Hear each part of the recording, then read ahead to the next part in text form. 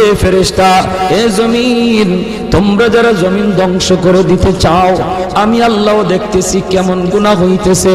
যেই মানুষে আমি আল্লাহ এত আদর করে বানাইলাম, আসমান আল্লাহ বানাইছেন কুন ফায়াকুন বইলা, ফেরেশতা আল্লাহ বানাইছেন কুন ফায়াকুন বইলা, জমিন আল্লাহ বানাইছেন কুন ফায়াকুন বইলা, কিন্তু আমারে আপনারে আল্লাহ পাক কুন ফায়াকুন বইলা বানায় নাই। আমাকে আপনাকে যখন আল্লাহ বানাইছে, খালাকতু বিয়াদাইয়া, আল্লাহ বলে আমি আমার নিজের হাত দিয়া বান্দা বান্দিরে বানাইছি। কারণ এই চেহারার মধ্যে এত দামি কপাল, ওই কপাল দিয়া বান্দা আমার কুদরতি কদমে সাজদা দিবে।